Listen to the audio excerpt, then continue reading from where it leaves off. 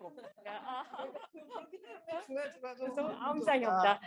자, 그러면 이제 선생님이 그 인류학을 난 이렇게 이끌어서 한 가운데 그런 말씀 하셨잖아요. 아, 인간만이 의식을 가지는 거 아니야. 그래서 동물의 생각이랑 인간의 무의식을 살펴봤다. 그 다음에 아, 인간만이 고유하게 도구를 썼어. 근데 도구에 도대체 어떤 욕망이 들러붙었지? 그렇게 한 해를 이끌어 왔다고 하셨잖아요.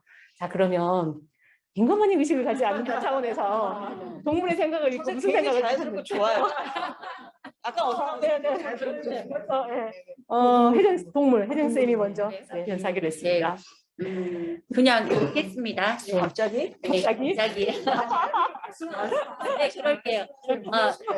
저는 아더마인즈에서 선생님이 이제 처음에 그 넷플릭스에 있는 나의 문화 선생님을 봐라라고 얘기를 이제 먼저 하셨어요. 근데 그걸 이제 그것 때문에 넷플릭스가 있는 줄도 알았고 구매를 했는데 네, 구매를 했는데 저희 집에 TV가 없어요. 그러니까는 이제 그게 그래서 몰랐는데 그 나의 문어 선생님을 보면서 너무 그러니까 선생님 의도와는 조금 다른지 모르겠지만 동물도 동물 나름대로의 생각을 하고 있구나. 그리고 또 그런 말씀, 동물도 아픔을 느낀다. 근데 걔네들을 가지고 인간의 의식을 이제 탐구한다는 이유로 걔네들의 그런 뭐 동물권들을 막 유린하고 있다라는 그 부분들이 되게 와닿았고, 그런데 그 책을 읽으면서 이제 반전이 있었던 건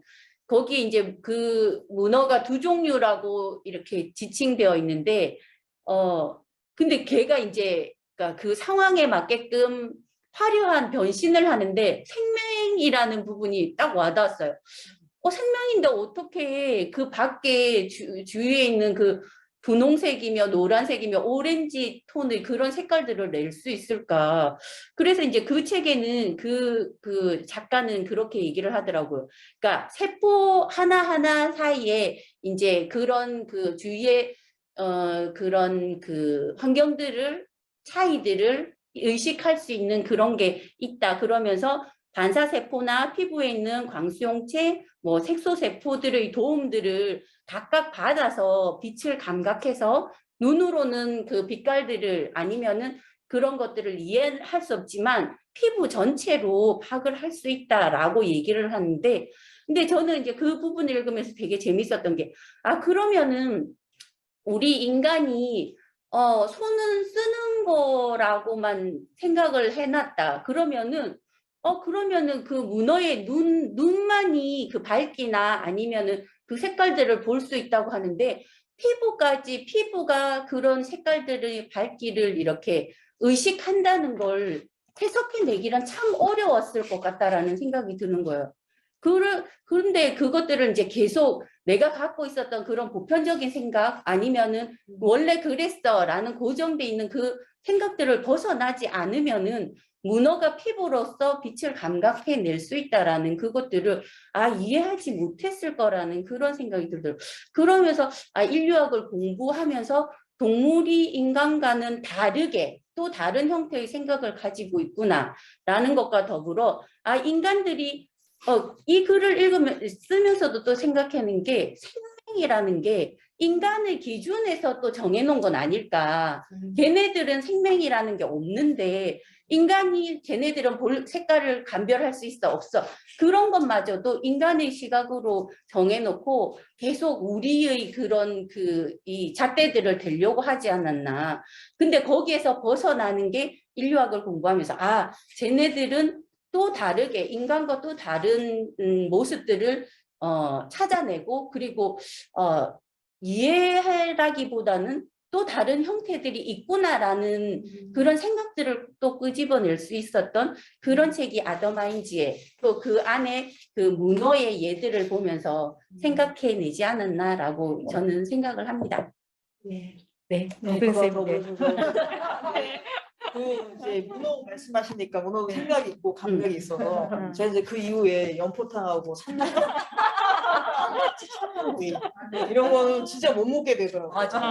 그런 걸 떠나서 이제 뭐냐면 그 연포탕하고 산낙지라고 상징이 되지만 왜냐면 이게 지금 여기 지금 화분도 있고 뭐 이런 게 있는데 같이 살아가는 거라고 생각을 잘 못하잖아요. 그래서 초반에 썼는데 이 하기 전에 맨 처음에 선생님하고 이끼와 함께를 읽었는데 그 이제 이끼에 대한 얘기에 이끼가 22,000종, 그러니까 종이 많다는 게 중요한 게 우리는 그냥 이끼라고 그냥 하나의 이름으로 부르지만 그냥 습기만 있으면 아무거나 산다는데 그 22,000종은 분리될 수 있다는 거는 그만큼 크기도 다 다르고 서식 환경도 다르고 다 다른 거죠. 근데 우리가 뭐 그냥 습기에 살고 이렇게 생기면 그냥 다 이끼야 이렇게 생각을 하잖아요. 근데 어찌됐든 그 우리가 생각하는 그 장면에서 그 산낙지나 뭐 이런 다 배경으로 보이잖아요.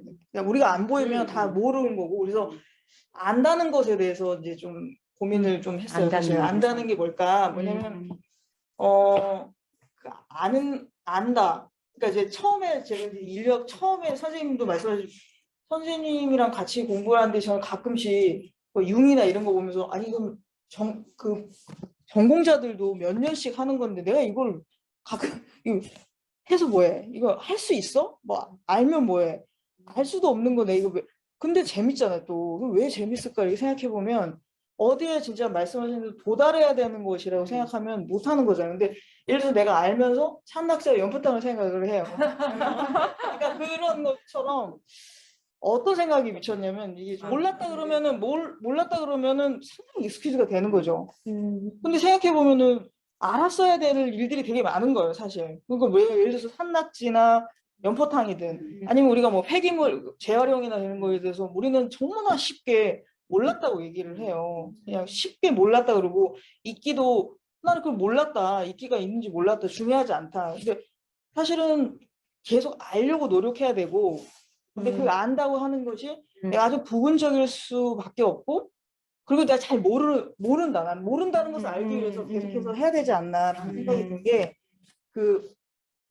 그 아더마인즈나 이런 거 보면서 되게 재밌기도 하고 아니 네. 이게 보면 그 뭐지 그 문어가 그랬죠 이렇게 네네. 그 자기 마음에 안 들면 물로 쏘기도 하고 장난을 치기도 맞아요. 하고 오면 좀 그 사람도 막 이렇게 눈치를 보기도 하고 뭐 그런 장면이 나오잖아요. 그러니까 문어뿐만 아니라 그러니까 두 종류는 워낙에 머리가 좋으니까 나머지 우리가 개고양이도 키우고 뭐 이렇게 하는데 정말 우리가 무슨 말만 하면 뭐 인간 중심, 자기 중심으로 생각하잖아요. 이게 모든 걸 자기 위주로 자기 느낌 그대로 자기가 생각하는 게 전부라고 생각하고 그게 다른 인간에 대해서든 아니면 다른 생물에 대해서든 너무나 쉽게 그걸 단언하는 것들이 되게 많아서 아 내가 갖고 있는 것들이 굉장히 내가 이 전체 우주 중에서 아주 일부고 내가 끊임없이 알려고 노력해야 되고 알아도 도달할 수 없지만 그래도 계속 알아야 되고 내가 계속 모른다는 걸 알기 위해서 그런 부분들이 생각이 나서 네. 어쨌든 그 산낙지 그러면 산낙지. 아, 그러니까 강평 쌤이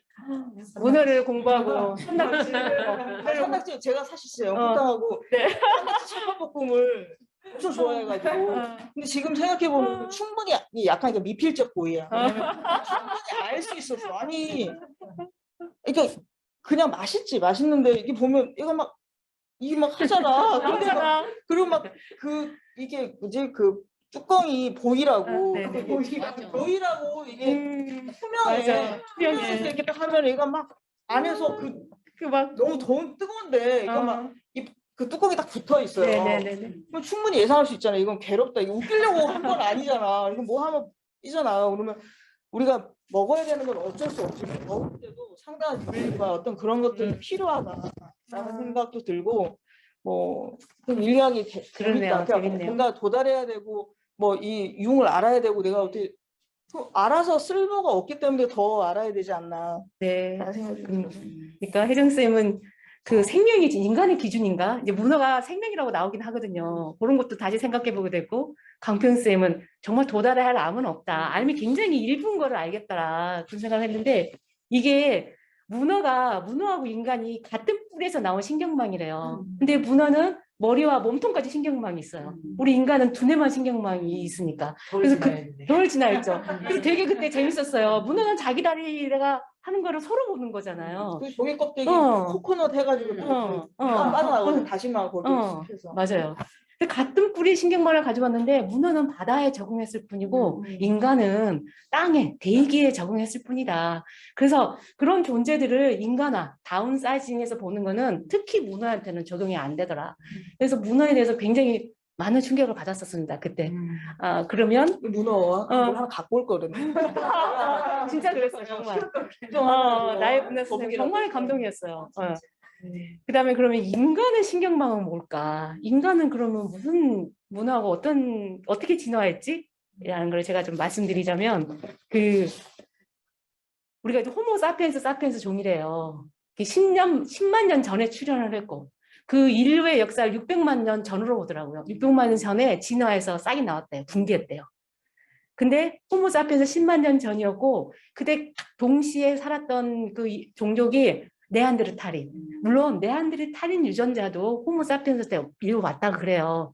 왔는데 10만 년 전에서 호모 사피엔스 역사가 진행되다가 우리 지난번에 그 달님께서 라스코 동굴효과 강의한 거 기억나시죠? 그 라스코가 1만 2천 년 전, 1만 7천 년 전으로 추정하잖아요. 알타마라 동굴도 전부 다 더 2, 300년. 알티미라. 알티미라. 알타리 무도 아니고. 그러니까 그때부터 인류가 뭔가를 좀 폭발적으로 발전해가지고 지금까지 왔다 그래요. 그러니까 그게 겨우 1만 년 전, 빙하기 1만 년 전이니까 무려 인류가 599만 년 동안에 이렇게 있다가 1만 년 전에 뭔가 붕괴해서 폭발해서 지금까지 온 거죠. 인지 유동성. 인지 유동성. 그렇죠. 돌아야지. 근데 저는 이제 마음의 역사를 쓴 스티븐 미슨 그 책이 정말 기억이 남는데 이분이 고고학자세요. 원래 네안데르탈인 연구자예요. 사피엔스 연구자가 아니고 네안데르탈 바다 모니 사피엔스. 그래서 아니 왜 한날에 그 고고학 그 뼈와 아니면 그 돌도끼를 보고 마음의 역사를 추적하는 거잖아요. 근데 이분이 마음이라는 게 그 신한테 창조론자한테 했던 것처럼 뚝 하고 마음이 생겨나지 않았어. 나는 마음을 자연 밖에서 가져오지 않겠어. 진화의 한 연장선상에서 마음을 보겠어 해서 쓴 거거든요. 근데 그 말은 이 마음이 우리 환경과 동떨어지지 않고 마음이 단독적으로 내 마음이라는 게 없다라는 걸 보여주기 위해서 이걸 쓰고 싶다고 하더라고요. 그래서 이제 마음이 3단계로 진화를 했대요. 이게 2단계는 그냥 일반적인 지능이 있었고 일반적인 지능이라는 게 그러니까 애가 딱 태어나서 먹어야 된다. 그런 지능이래요. 생존에 대한 기초적인 지능이라고 해요. 그다음에 그 위에 두 번째 단계가 그 다중지능 단계라고 해요. 그래서 이게 다중지능 단계가 불과 3만 년 전까지도 네안데르탈인이 유럽 대륙에 살았대요. 그분들도 썼던 사실 네안데르탈인이 두뇌가 역시 인류학계 그분들도 뇌 용량이 그분들도 뇌가 정말 호모사피엔스 훨씬 용량이 컸다 그래요. 이런 분화된 단계의 지능을 쓰기 위해서. 근데 그분은 이 다중지능을 뭐 기술지능, 언어지능, 사회지능, 뭐 인지지능 이렇게 나누긴 해요. 근데 그렇게 나누는데 그 지능이 통합이 된 거죠. 그게 세 번째 단계 인지유동적 지성의 단계라고 합니다. 그래서 스티븐 무슨이 이 마음을 성당에 비유하는데 되게 감동적이었어요. 고딕성당 그것도. 맨 처음에 성당의 기본 기초가 있어요. 그 광장, 성당을 한번 떠올려 보세요. 그게 이제 1단계. 1단계. 그 다음에 거기다가 2층에 벽이 올라가요. 예배당. 부속 예배당이 딱 올라가. 나뉘죠. 그 다음에 부속 예배당이 창문이 만들어지고 통로가 뚫린대요. 그래서 전체 예배당이 이제 울리는 거죠. 울리는 단계. 그런 비유가 그러니까 대단하다. 너무 뚫려야 되는 거죠. 뚫려야 되는 거야. 이게 너무 아름다웠을 그때. 그래서 유동하며 소리가 하나로 되는 단계다라는 그런 표현도 하고 그러는데 이게 너무 아름다웠어요. 그럼 인지 유동성, 뭐 인식 유동성, 의식 유동성 뭐 이렇게 다양하게 쓰더라고요. 그게 무슨 특징이 있냐?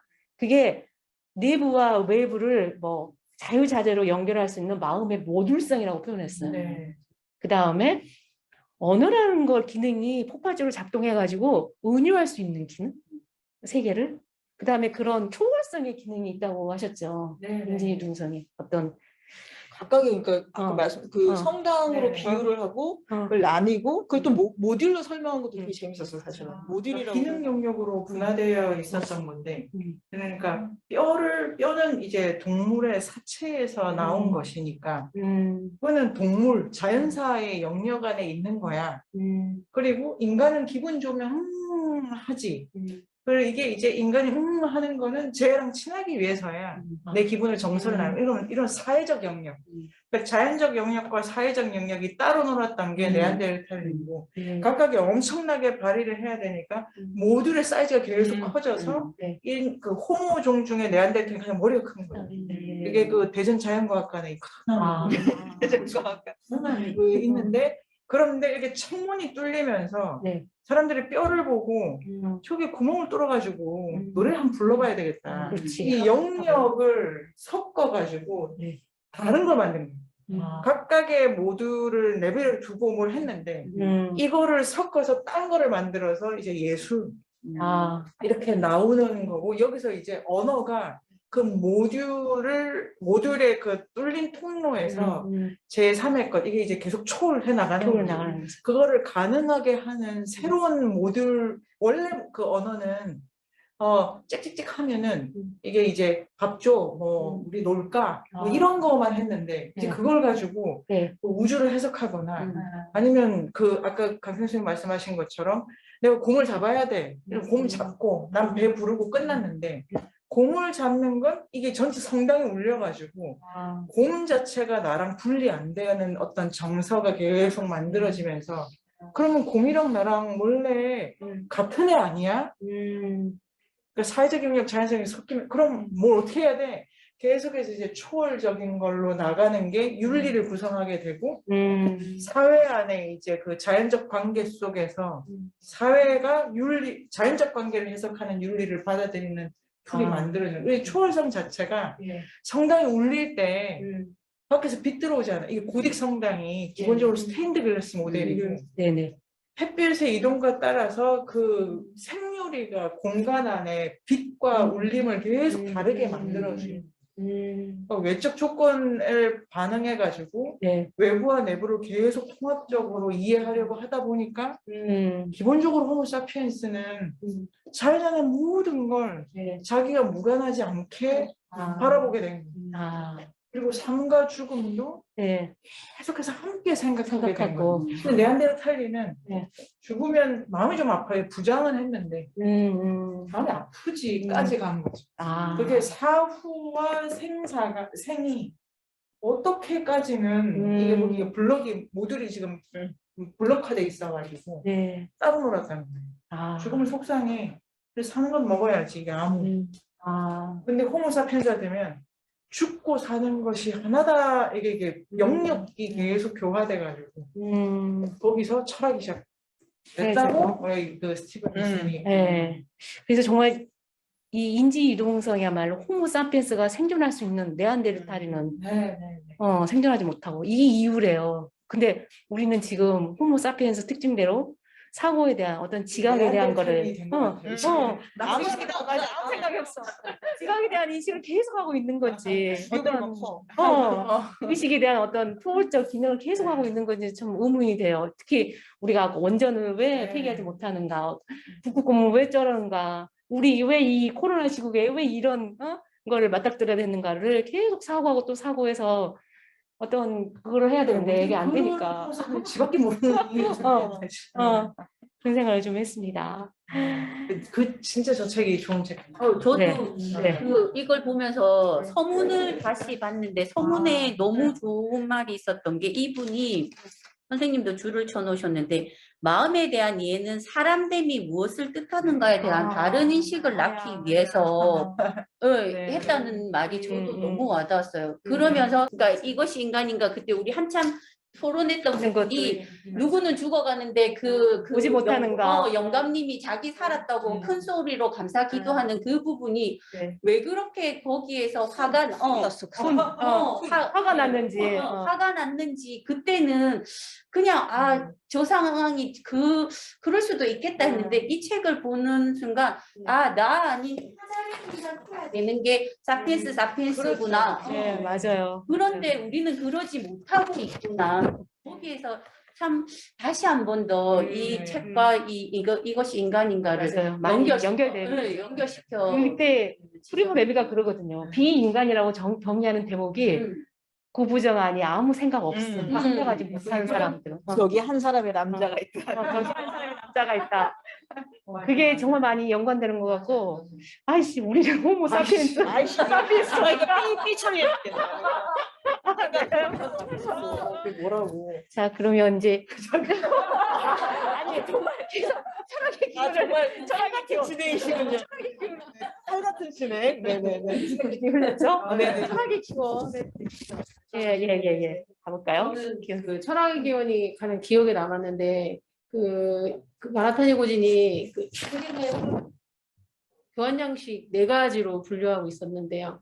그 네 가지가 A, B, C, D 뭐 이런 식으로 교환 양식을 저는 사실은 가라타니 고진이 D 양식으로 회복하자고 하는데 그냥 A, B, C가 되게 편하다고 생각하고 살았거든요. 그러니까 그게 어떤 거냐면 A 양식 같은 경우는 신이 존재하는 사회. 신이 존재하는 사회에서 신은 나에게 뭐 어떤 걸 주기 때문에 난 그대로 또 다시 줘야 되고, 그러니까 주고받고가 계속 진행이 되는 그런 교환 양식인데, 누군가 무엇을 주었을 때 전 당연히 저도 줘야 된다고 생각했었거든요. 비양식 같은 경우는 왕이 존재하는 사회에서 분배해주는 뭐 그런 사회인데 너무 편한데 네, 그렇고요. 그다음에 C 양식 같은 경우는 이것도 현대 사회에서 많이 볼 수 있는 그 스타일인 것 같은데 모든 삶의 가치나 이런 것들을 n분의 1 하는 그런 양식인데요. 저 또 n분의 1도 너무 좋다고 생각하거든요. 편하잖아요. 근데 이 모든 그런 편한 걸 주고 A, B, C는 편하다. 네. 제 쿨에 편한 거 많이 나와요. 근데 그 D양식에서는 그 무지배라는 그 형태를, 그 3의 형태를 얘기하는 것 같은데, 그 D양식 얘기하면서 이소노미아의 이오니아인들을 얘기해요. 근데 저는 정말 놀랬던 게 이 사람들이 그 살면서 이 땅에 살면서 이 땅에 어떤 것들이 뭐 자원들이 떨어지면 그냥 그대로 다시 또 이동하잖아요. 그게 축적하지 않는 그 삶이 너무 신기한 거예요. 축적하지 않는 삶이 가능할까? 라는 생각이 들었었고, 이게 과연 이걸 회복하자고 하는데 물론 뭐 가능하고 안 하고의 문제보다는 우리가 살면서 이 산업사회를 사는데 저는 너무 축적을 하는 삶이 맞다고 생각했었으니까, 그래야지 내 자식들도 좀 편하게 살고 저도 편하고 뭐 몰라, 오늘 발견했네. 어떤 편함이 있을까. 근데 축적을 하지 않는다고 생각하니까 한편으로는 굉장히 자유롭겠다. 그런 생각이 들더라고요. 그래서 축적할 게 많은가 봐요. 축적하고 싶은 게 많았어. 그런 게 네. 있습니다. 그러니까 이소노미아를 또 추가로 설명하자면 가라타니 고진이 그 고대 그 그리스 이오니아 지방의 이소노미아 그 형태를 지금 현재 이 우리 코스모폴리탄 세계에서 가져오고 싶어 하는 것 같아요. 저는 읽었을 때. 근데 그때 이소노미아 특징이 무지배의 특징인데 노예를 쓰지 않고 몸으로 직접 회의가 정말 회의 따위 필요 없어. 몸으로 내가 뭐 직접 해야 중요한 일 된다. 한다고 회의한다고 이러는 게 사람들 일을 시키고. 그래서 기술을 익혀야 되고 그다음에 그게 끝나면 언제나 이동이 자유로운 사람들이었대요. 그 체제가 유지하기 위해서는 유동성이 있어야 되고 그다음에 각 개인마다 어떤 자율성이 있어야 되고 그런 특징이 좀 있었습니다. 그 자율의 네. 핵심을 잉여를 만들지 않는 거예요. 그 잉여를 만들려면 그 잉여라는 것 자체가 내가 할 수 있는 것 밖에 있잖아요. 네. 그럼 뭐가 필요해? 노예가 필요해. 누구 시켜야지. 누구 시켜야 돼. 자기는 회의를 가. 그러니까 내가 팔을 뻗어가지고 네네. 내가 꾸려갈 수 있는 하루를 네. 내 삶의 무대로 보는 사람들의 세계이기 때문에 그 책임져야 될 게 자기 손을 넘어가지 않는. 그러니까 당연히 남길 게 없어요. 남길 수가 없어요. 그러니까 그래서 자기 손을 쓴다는 게 가장 중요한 세계였기 때문에 잉여 그다음에 착취가 없어서 무지배 이게 뭐냐면은 음. 거기는 지배하는 자도 지배받는 받는 자도 자도 컨셉 없고. 자체가 들어가지 않아요. 그냥 내 거를 잘 꾸려간다고. 어, 근데 이게 가라타니 고진이라는 그 철학자가 네. 지금 그러니까 이 잉여에 대한 네. 이게 이제 그 지금 기현 선생님께서 말씀하신 축적 그다음에 남기고 그다음 건네주고 이게 다 내 미래 세대고 내 자식이 이 자체가 내 손을 벗어나요. 그런 생각을 이제 끊어내는 정치 모델 하나로 정치 모델 하나로. 무지배라는 이제 개념을 되게 적극적으로 쓰면서 네. 그게 자율이라고. 자율이다. 그래서 이제 동의어로 자율이라는 거를 생각을 하게 되게 인상적이죠. 그게 축적하는 이 정말 성품 세계에 대한 가라타니 고진의 문제가 막 있는 것 같아요. 네. 근데 이 A 양식에서 네네. 그게 A 양식의 특징이 적대적 호수관계라고 적대적 말하는 호수관계. 게 네. 준 만큼 돌려준다가 되게 강하게 작동한다는 거예요. 정말 그런데 그게 그러니까 그게 이제 왜 비판받아야 되는지가 좀 그 토론을 더 하면 재밌을 것 같은데 그런 생각 자체가 좋죠. 받은 만큼 돌려주면 되게 평등할 것 같고. 편하다잖아, 편하다. 편한 거를 선호하십니다. 최우선 가치. 네. 주고받는 걸 이자 관계를 설정 안 하는 거예요. 그러니까 이 게임이 아주 복잡해. 주고받으면 편한데 고리도 되고 순환을 이렇게 되잖아. 동시에서 주고받는 것 자체가 종류가 복잡하는구나. 이렇게 그러니까 우리 7명 가지고 주고받는 게임을 만든 게 음. 이게 N 자승이 붙잖아요. 뭐에 고구마를 돌리는 방법이 다르고 돈을 돌리는 방법이 다르고 자식을 돌리는 방법이 다르고 그러니까 그런데 그 전제가 뭐냐면 네. 네가 나를 빚을 지었어 라는 그 부채감이 되게 중요하게 작동을 하기 때문에 그게 게임 자체가 전체적으로 돌리다 보면 누구나 다 그 동등해져요. 게임의 룰 안에 들어가면 부채감 속에서 동등해지는데 네. 가라타니 고진이 그 부채감에 대해서 네네.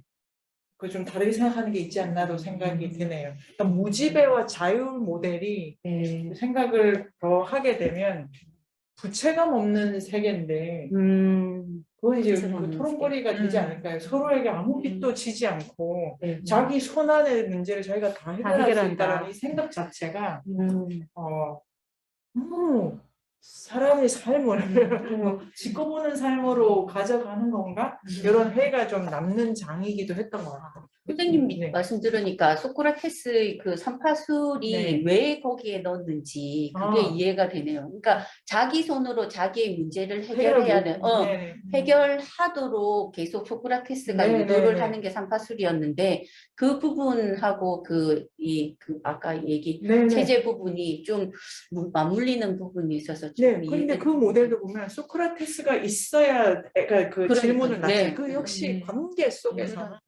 자유를 가져갈 수 있다는 게 그 소크라테스 부분에도 네. 좀 있었던 것 같고 그런데 이제 우리 사회에서 네. 자율이라는 게 자율이라는 게 이게 우리의 이반 일치도 네. 하지만 그렇습니다. 어렵네요. 자, 그럼 마지막으로 마지막으로 두 분 그러니까 두 분이 마지막이라고. 어떤 파트로 마지막이냐면 자, 우리가 인간이게 하는 거, 직접 손으로 기술을 쓰는 거. 또 인간만의 또 인간이게 하는 그런 거잖아요. 그거에 대해서 어떤 소감을 한번 들어보도록 하겠습니다. 소목쌤. 저는 루이스 원콤의 기술과 문명이 가장 인상적이었는데요. 이게 시계 부분이 시간.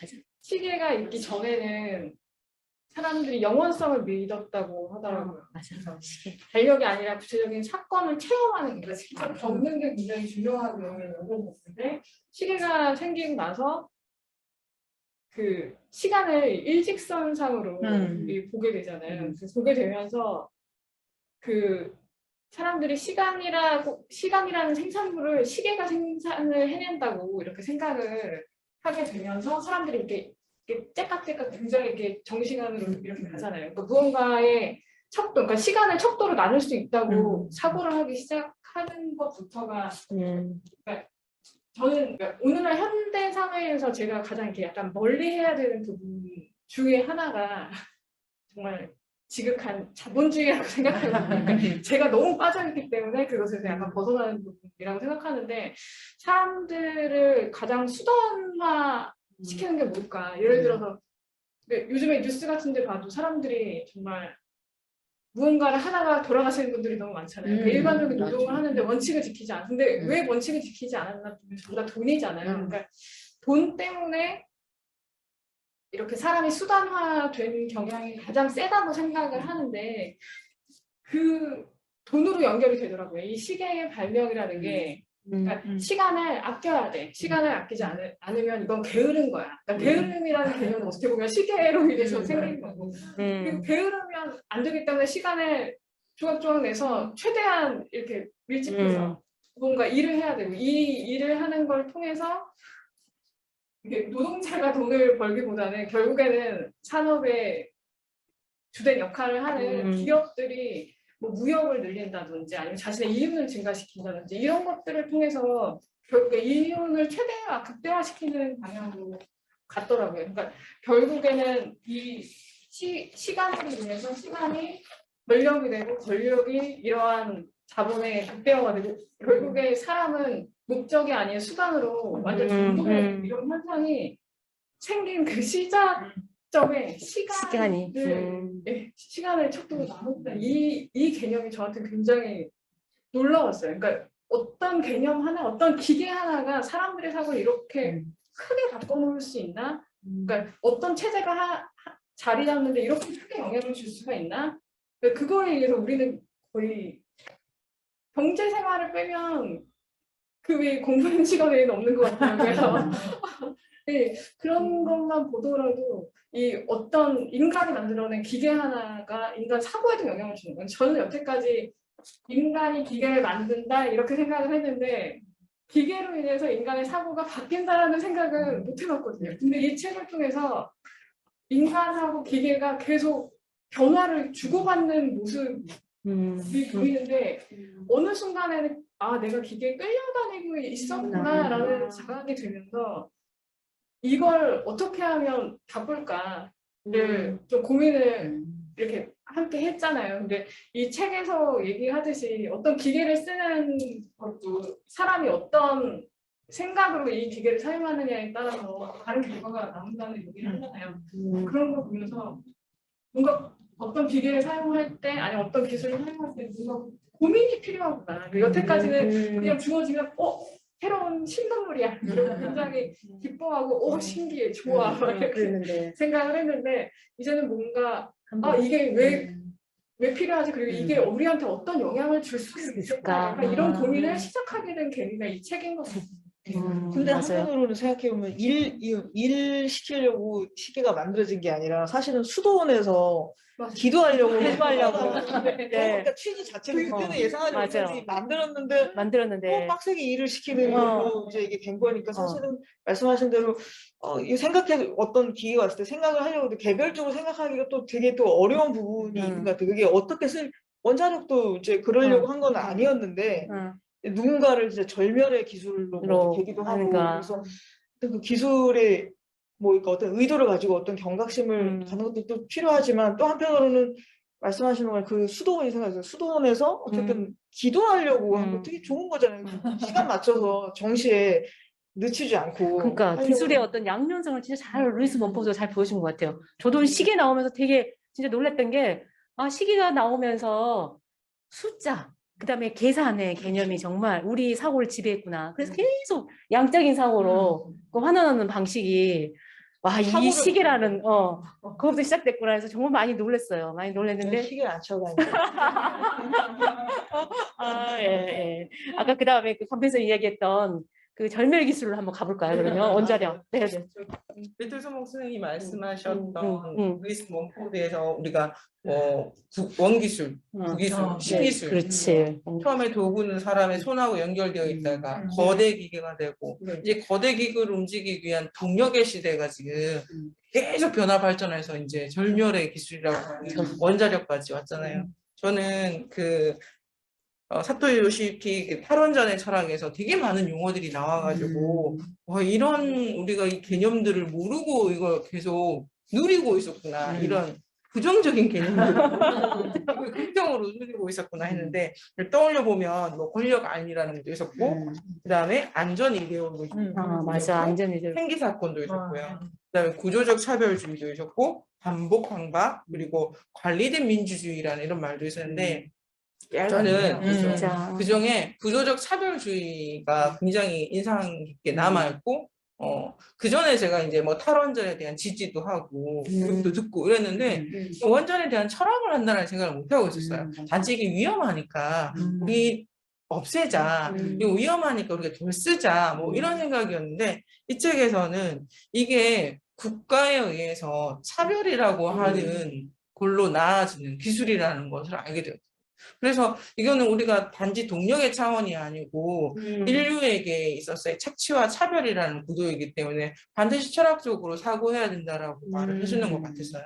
예, 보면은 이게 원전이 위험하니까 어디에 설치해야 되는 문제가 발생을 하는데 어디에 설치하는가에서부터 이제 차별이 구조적인 차별이 시작되는데 사토 요시유키는 이걸 그 역전이 불가능한 권력 구조에 의해서 일어나는 구조적 차별이라고 하거든요. 그 위치가 한번 설정이 되면 옮길 수도 없을 뿐더러 이거는 뭐 죽고 난 뒤 자손만 대대로 이렇게 계속 이어지는 구조고 또 빈곤의 악순환이 반복이 된다고 해요. 왜냐하면 이 원전을 짓기 위해서 엄청난 물적 지원을 해줄 건데 그리고 난 뒤에 원전의 수명이 있으니까 이 서서히 지원이 줄어들게 되면 이 지역은 이 원전 말고는 생활할 수 없는 이런 구도로 만들어 버리는 거죠.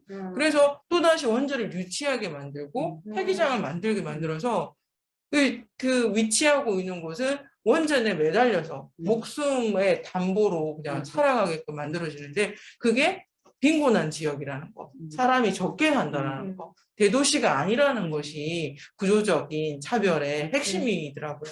그리고 또 이거에서 끝나는 게 아니고 공해의 문제, 사고의 문제, 이런 것들도 어떤 경제 가치에 의해서 국가가 만들어지는데 마치 너희들에게 더 많은 혜택을 주기 위해서 그 이빠른 소리로 막 이렇게 뭐라고 해 사탕 발림으로 회유해서 그들에게 준다라는 거. 이게 국가 권력이 아주 무서운. 여기서 이제 사토 요시유키는 관리된 민주주의라고 하거든요. 우리 지금 다 눈이 멀어가지고 이거 못 보고 있잖아요.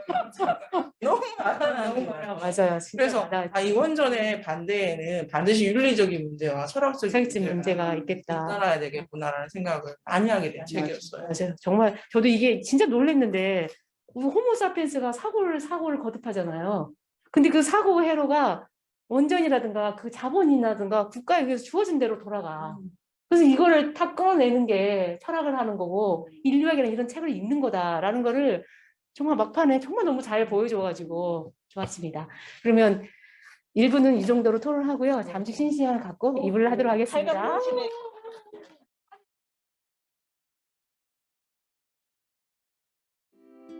네이버 검색창에 인문공간 세종을 검색하세요.